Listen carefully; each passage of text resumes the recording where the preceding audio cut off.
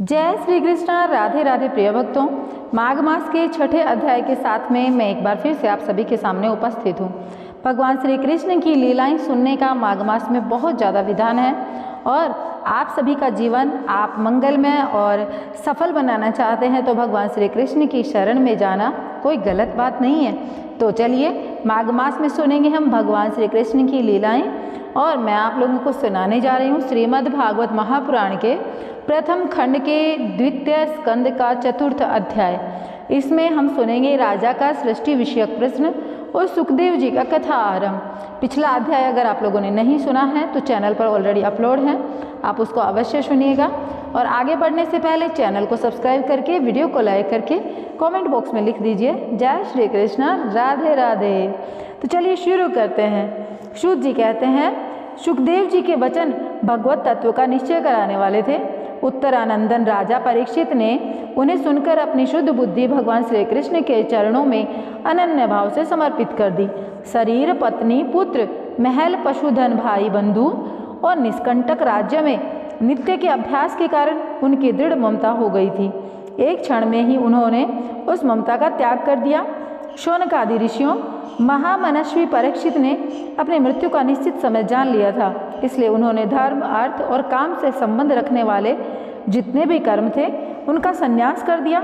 इसके बाद भगवान श्री कृष्ण में सुदृढ़ आत्मभाव को प्राप्त होकर बड़ी श्रद्धा से भगवान श्री कृष्ण की महिमाएं सुनने के लिए उन्होंने श्री सुखदेव जी से यही प्रश्न किया जिसे आप लोग मुझसे पूछ रहे हैं। परीक्षित ने पूछा, भगवत स्वरूप मुनिवर, आप परम पवित्र और सर्वज्ञ हैं। आपने जो कुछ कहा है वह सत्य एवं उचित है। आप जो जो भगवान की कथा कहते जा रहे हैं त्यों तो मेरे अज्ञान का पर्दा फटता जा रहा है। मैं आपसे फिर भी यह जानना चाहता हूँ कि भगवान अपनी माया से इस संसार की सृष्टि कैसे करते हैं। इस संसार की रचना तो इतनी रहस्यमयी है कि ब्रह्मा आदि समर्थ लोकपाल भी इसके समझने में भूल कर बैठते हैं। भगवान कैसे इस विश्व की रक्षा और फिर संहार करते हैं। अनंत शक्ति परमात्मा किन किन शक्तियों का आश्रय लेकर अपने आप को ही खिलौने बनाकर खेलते हैं। वे बच्चों के बनाए हुए घरौंदों की तरह ब्रह्मांड को कैसे बनाते हैं, फिर किस प्रकार बात ही बात में मिटा देते हैं। भगवान श्री हरि की लीलाएं बड़ी ही अद्भुत अचिंतनीय हैं। इसमें संदेह नहीं कि बड़े बड़े विद्वानों के लिए भी उनकी लीला का रहस्य समझना अत्यंत कठिन प्रतीत होता है। भगवान तो अकेले ही हैं, वे बहुत से कर्म करने के लिए पुरुष रूप से प्रकृति के विभिन्न गुणों को एक ही साथ ही धारण करते हैं अथवा अनेक अवतार ग्रहण करके उन्हें कर्मशः धारण करते हैं। मुनिवर, आप वेद और ब्रह्म तत्व दोनों के पूर्ण ब्रह्मज्ञ हैं, इसलिए मेरे इस संदेह का निवारण कीजिए। सूत जी कहते हैं, जब राजा परीक्षित ने भगवान के गुणों का वर्णन करने के लिए उनसे इस प्रकार प्रार्थना की, तब सुखदेव जी ने भगवान श्री कृष्ण का बार बार स्मरण करके अपना प्रवचन प्रारंभ किया। श्री सुखदेव जी ने कहा, उन पुरुषोत्तम भगवान के चरण कमलों में मेरे कोटि कोटि प्रणाम हैं, जो संसार की उत्पत्ति, स्थिति और प्रलय की लीला करने के लिए सत्व, रज एवं तमो गुण रूप तीन शक्तियों को स्वीकार कर ब्रह्मा, विष्णु और शंकर का रूप धारण करते हैं, जो समस्त चर अचर प्राणियों के हृदय में अंतर्यामी रूप से विराजमान हैं, जिनका स्वरूप उनकी उपलब्धि का मार्ग बुद्धि के विषय नहीं है, जो स्वयं अनंत हैं तथा जिनकी महिमा भी अनंत है।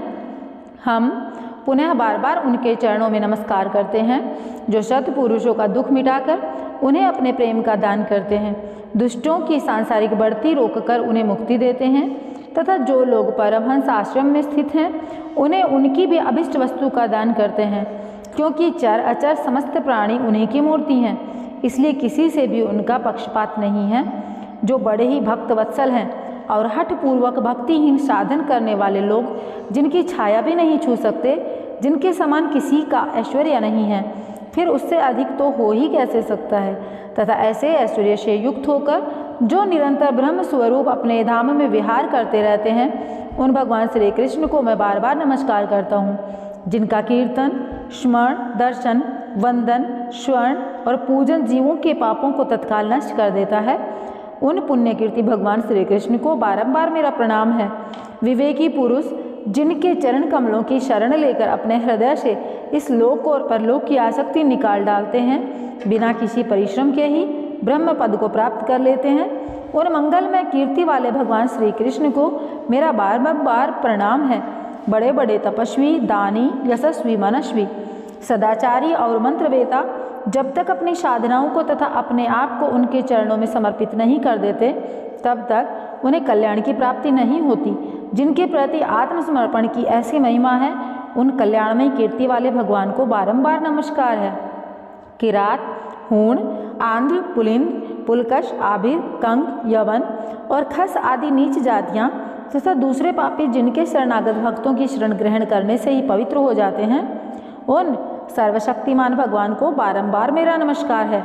वे ही भगवान ज्ञानियों की आत्मा है, भक्तों के स्वामी हैं और कर्म कांडियों के लिए वेद मूर्ति हैं, धार्मियों के लिए धर्म मूर्ति हैं और तपस्वियों के लिए तपस्वरूप हैं।